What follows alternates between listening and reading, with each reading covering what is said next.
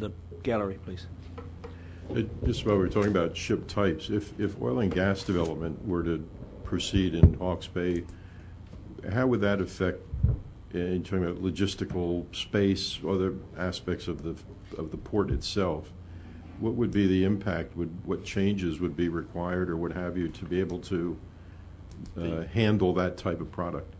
That's the key thing we've been talking currently about containers. Whereas if we were in the oil and gas business, we'd be talking about bulk, presumably. And so remember that we've got all our number 1 and number 2 wharf currently handling bulk cargo, and we're currently doing 3 million tonnes of bulk and 1.4 million tonnes of container. So it would be additional bulk volume where we have got the capacity.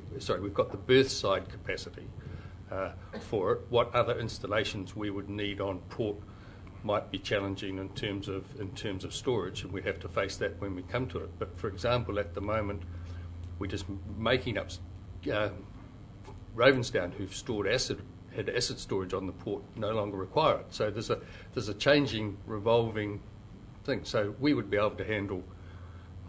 We'd be able to handle the berth side. What facilities they would need on port to make that work would be an interesting thing. But remember that we've got 14 hectares down the back, which is currently designated to logs. Who knows? By the time that we got oil and or gas, it may be that the log volumes we've got over the peak of that. So I think Garth, have I answered that correctly? Yeah, certainly with the oil rig support vessels, they're generally quite small, but you do need some sort of, they're always moving on a constant basis, moving product to and from the rigs. And so all our bulk and break bulk berths have more than enough flexibility in them for small vessels like the ones that the oil and gas industry would use to service those. Obviously they do require warehousing of some of the products, but at the same time I think a lot of those that support structures could be supplied from within the Napier environment itself. Just moving on, just touching on cruise activity at a higher level. This season, and the season generally runs from about the middle of October to early in April, but we had 47 vessels this season, although we did have a number of cancellations. I think we had 5 cancellations as a result of weather. Next year we have currently 59 vessels currently scheduled, and then in the 2015-16 season we have 39 vessels already booked. And obviously just making a comment that there were 10 Sun Princesses calls logged for Gisborne, but when you look at the dates, 6 of those that we already have a booking for a large cruise vessel, and so we would not have taken a booking for the Sun Princess on those 6 dates. But from a cruise line perspective, putting 4 into Napier and then trying to find where else the other 6 go becomes quite problematic. So they've booked all 10 now to go to Gisborne, and I can understand, and there's a logic that underpins that.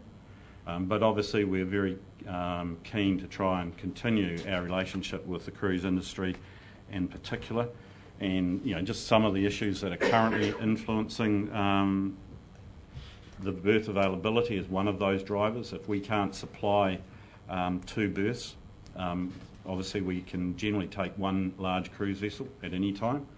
But if we, as we've seen with the Sun Princess booking, if we can't take a second, then that creates issues for us and we lose that booking. Currently there's no offshore mooring arrangement. In other words, to be able to lighter in. Not all vessels can actually provide lightering. They don't have the vessels to move the passengers ashore, but some vessels do. If they do, then that is potentially an option for us to provide that second option for those larger vessels. Some of the other issues that have been identified by Cruise New Zealand, obviously touts and the behaviour at the eyesight. Because we tend to congregate all the passengers back to a centralised port, does provide the opportunity for third-party touts that don't pay any affiliation or have any relationship with the cruise industry, does give them a huge opportunity to basically pick cherry-pick their customers and passengers. And some cruise lines are always looking for new opportunities, and I suspect that Gisborne falls into that sort of relative position. And obviously port pricing has been identified in the past as one of the issues that we've had. And again, make no apology that those larger vessels now are taking 2 conventional berths, not 1. And that, so when we put a large vessel on 2, it actually takes 2 north and 2 south out for the conventional vessels or bulk vessels, and our pricing has reflected that. But that's something that we've reviewed and have been talking with the industry about going forward. Garth, any of the ships going into Gisborne, or all of them lighter, Yes. Yep. people Yep. in? Yep. Are you saying that we can't match that, or we don't want to? Well, we haven't had a mooring option that's been close enough, Okay. because they generally want to do it only 1 nautical mile. They may stretch it to 1.5 nautical miles, because again, the types of passengers, I don't want them to get seasick if it's a bit rough, or the weather. It's fine if it's a beautiful calm day, but so for us to get a mooring option that's close enough is a bit of a struggle, and most probably would need. We most probably can come up with one. We've been looking at different options currently to do that, but it's really on the border, and that's why the cruise lines haven't really favoured it in the past. But we're definitely trying to find a solution for that. But what happens in Gisborne, they anchor in the channel, not outside the channel, and they hold themselves there with their GPS positioning. Right. And then if a vessel wants to come and go, they then sort of move out of the channel, Yep. go back out to sea, let the log vessel out in Gisborne, and then come back in. So they're actually virtually right off the end of the breakwater. So it's a very short distance in Gisborne to lighter Yeah, I've seen or it. tendering. Yeah. Councillor Pipe. Garth, the berthing costs that you charge, how does that compare with other ports around New Zealand? Previously, and I'll say historically, it's been we weren't the highest, and we certainly weren't the lowest. We were most probably in the top 2 or 3, most probably 3rd from our supposed market intelligence. But when Lyttelton dropped out because of the earthquake, then in actual fact we became the 2nd highest port. Now we've reviewed that and adjusted our pricing, so we're again pretty well in the middle of the current port pricing. In actual fact, we're most probably in the lower echelon now, rather than in the top. So I can give you specifics, but it's commercially sensitive. So yeah, it is certainly. We don't believe, you can see we've got 59 vessels next year. We don't believe it's an absolute driver of their decision making, but it is obviously a sensitive issue for them, because generally the lines are trying to generate a revenue stream from their calls, and New Zealand is a key part of that, and certainly we're conscious of our position in the market, it would be fair to say, definitely. Just the outlook. Obviously, the dredging of the inner harbour and the outer swinging basin are going well. That's a $4.4 million project that will conclude hopefully in September this year. The development of Thames Street is an empty container park to free up space for next season. That is being progressed urgently, and we're currently accumulating material on that site, and we're in the process of applying for consent from Napier City Council. That's a $5.2 million project. The vehicle booking system has been identified as one of the options in terms of trying to manage capacity or demand at our entrance gate. So basically, rather than having trucks arrive en masse, essentially they have to book in advance, and we then manage the number of bookings that we take on a per hour basis. Along with that, though, we're looking at express lanes for those exporters in particular that can electronically pre-advise, and that most probably is the biggest push which will see a smoother flow of containers coming through the gate. In addition to that, our Port Central building is on track for completion early next year. That's a $6.1 million project. The old administration and operations building will be demolished to also provide additional space on port. The board's approved a hard standing project to seal the log yard. That's a $7.2 million project. That's currently underway, and of course, obviously, when you take a hectare out to be tar sealed, that creates other logistical issues and pressure on the existing space as we go forward. So that project is underway and should be completed prior to Christmas. That's on port. Yes, that's on port. Just before you leave that, oh sorry, could you go back? Yep. The commentary around the booking system. There was a lot of noise around it was all your fault at one stage this year, and people were frustrated. They're busy. The produce is there. It's happening. How much buy-in are you getting for this booking system? Is that conversation? It should be. They should all just sign up and it would happen, but I bet they don't. No. Look, we've got to put our hand up.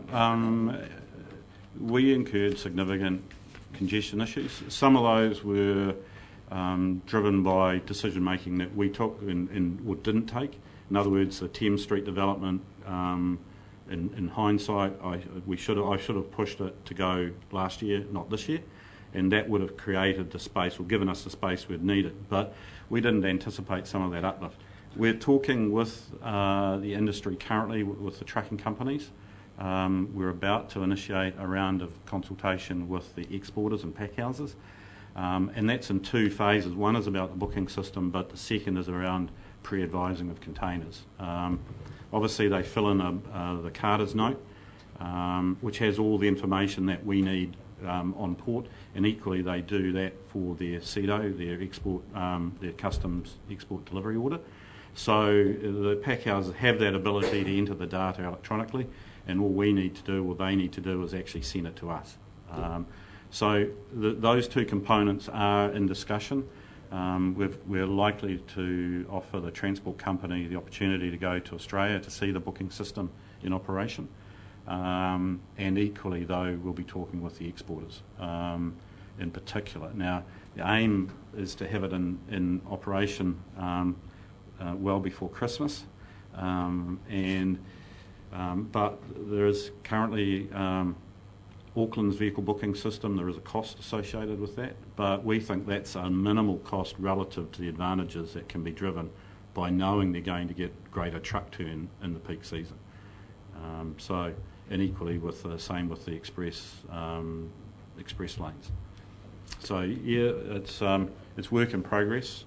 It's fair to say there isn't unanimous support for it, and that's part of the process that we will have to go through in terms of taking the industry with us. Question. Seems quite an impressive amount of capital being spent there, Garth. Are there any other projects that you think that the port needs to be undertaking in the short to long term future? What haven't you allocated money for, which you think you would like to in an ideal world? There's $30 million of capex in that little 3 or 4 minutes that we went through, and we've got in the 10-year plan we've got a further $150 million of capital expenditure. The issue that surrounded this year's 32,000 containers handled in March has made us think about our terminal intensification, and do we have to bring forward some of the 15, 16, 16, 17 year capex to do it earlier. Currently our model says that we will have peak borrowings of $98 million in 16, 17. If we bring some of that forward, we will be stretching our balance sheet ratios just slightly above where they are now, but we think that's manageable, especially if we're continuing to make the sort of earnings that we've made in the last 12 months. So to answer your question, it's a timing issue for us rather than are there any projects that we could do because they would help us. So we would bring forward things that we've already got planned and having to bring them forward now.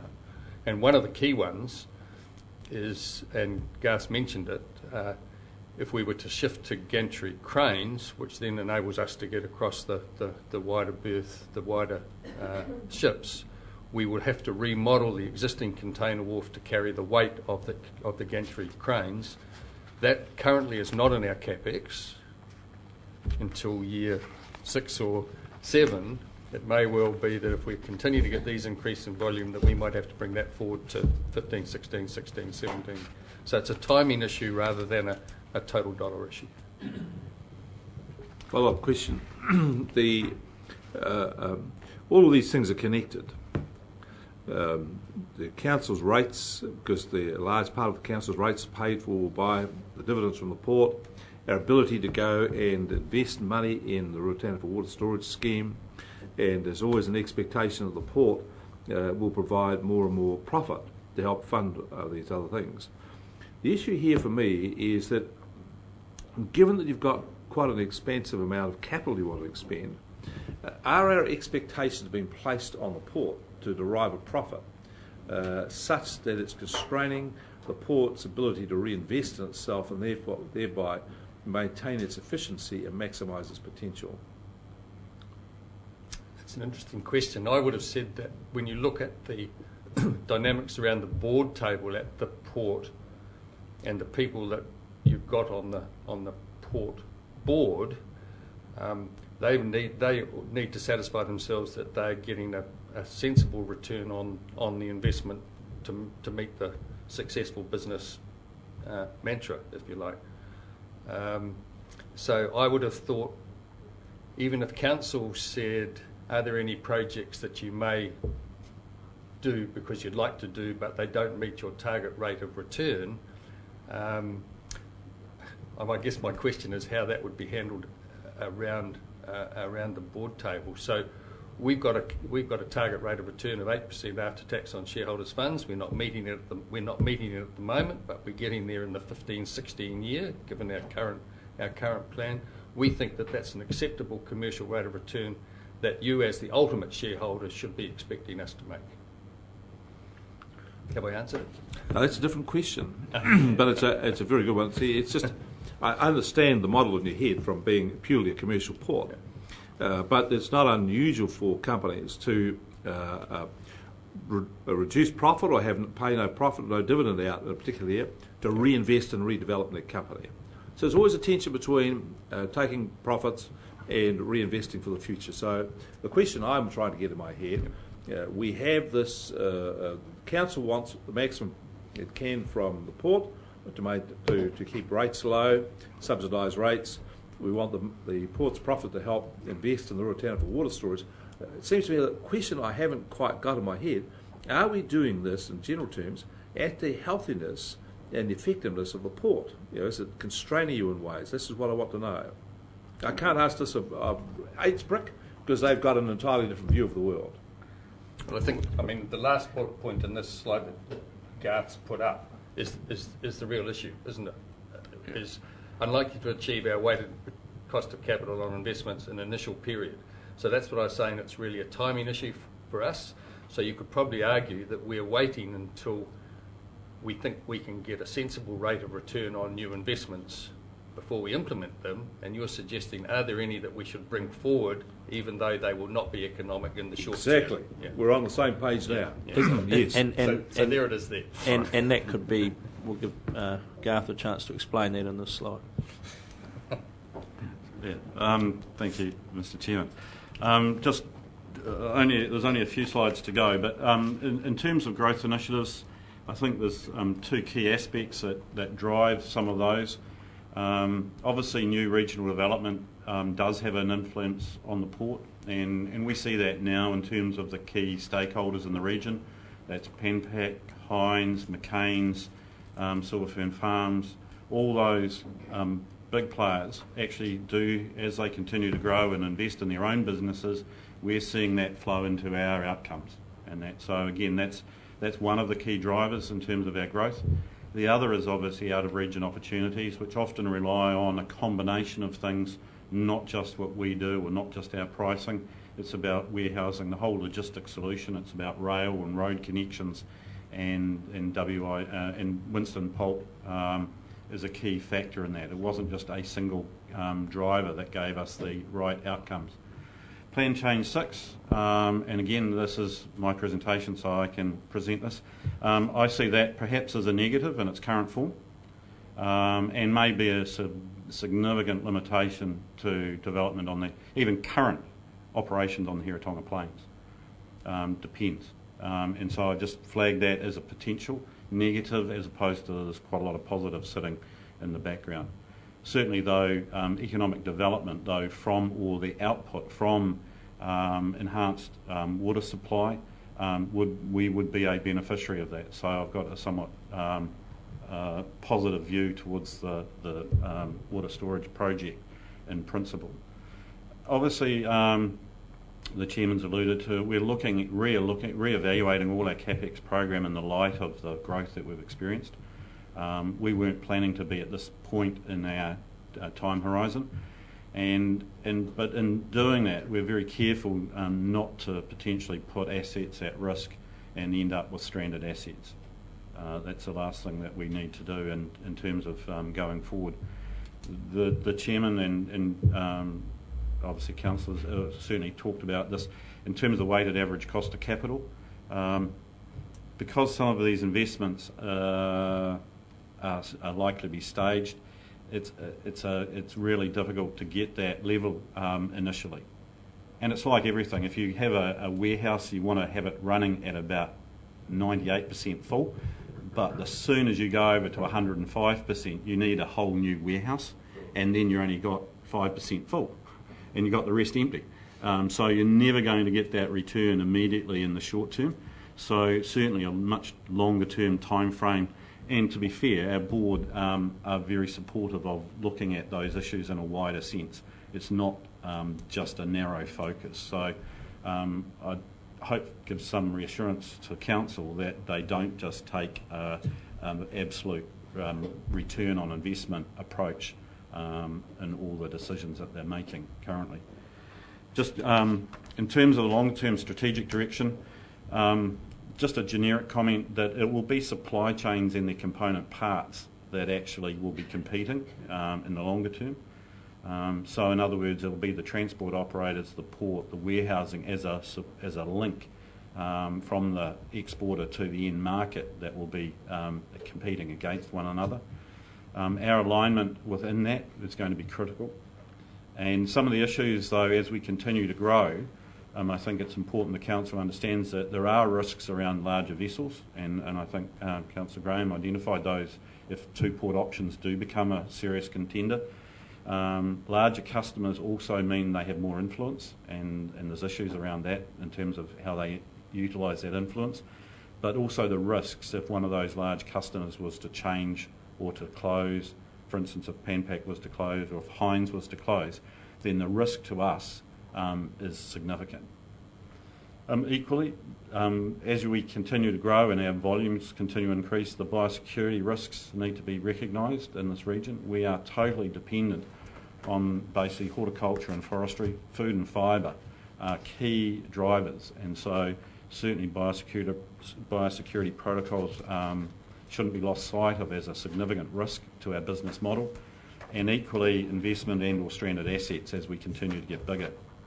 And as the Chairman's alluded to, and a good example of that was Ravensdown acid tanks. They're now currently being demolished and have been removed from the port, where 20 years ago, 25 years ago, that was the way that they wanted to go. Now it's completely changed, and you end up with an asset that basically needs to be demolished. And just a wider comment that we will need to be and have established wider linkages across the New Zealand supply chain. Just talking about the stranded assets, is that a way of the future though? I mean, who owned the Ravensdown, the storage for them? Was that the port or them? No, that was them. Yeah. They leased the land, but they owned the asset themselves. And is that a way of helping with some of this CapEx stuff going forward, that other entities perhaps have the infrastructure and... Yes, yeah, definitely. We would lease them the land, and if someone wanted to build a warehouse, or you know, we'd certainly look at building it ourselves. But depending on the need for capital, and particularly around berths and gantry cranes, then a warehouse may become a secondary component. So it'd be nice to be spending all the money on everything, but there are some constraints.